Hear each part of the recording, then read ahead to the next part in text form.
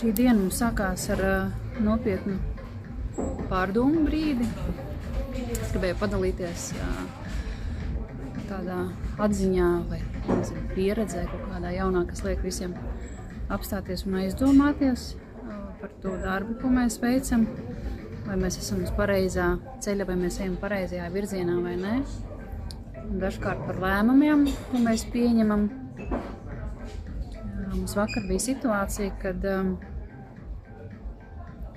kaut kādu apstākļu dēļ mēs aizbraucām pie klientes uzstādīt drošības šo sistēmu, uzstādīt dzīvības pogu ātrāk nekā tas bija paredzēts. Respektīvi mēs pēdējā brīdī sapratām, labi, aizbrauksim šodien, nevis rīt.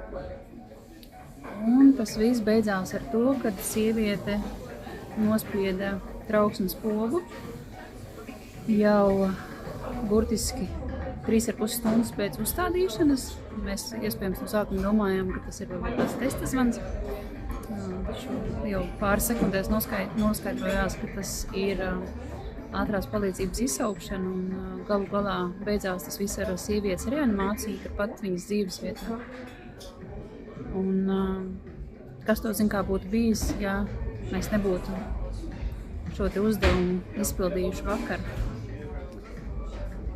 Un cik patiesībā dažu soļu attālumā ir smagi, iespējami smagi risinājumi, situācijas risinājumi, teikšana tā. Tāpēc domājam par saviem mīļajiem, par saviem tuvajiem un arī veicot ikdienas gaitas dzīvē, domājam par lietām, ko mēs varam izdarīt jau šodien un neatlikt to uz vēlāku laiku. Mēs nezinām, tie pieva ceļi ir neizdibināmi. Tādas mums ir šodien pārdomas. Lai visiem superīga diena!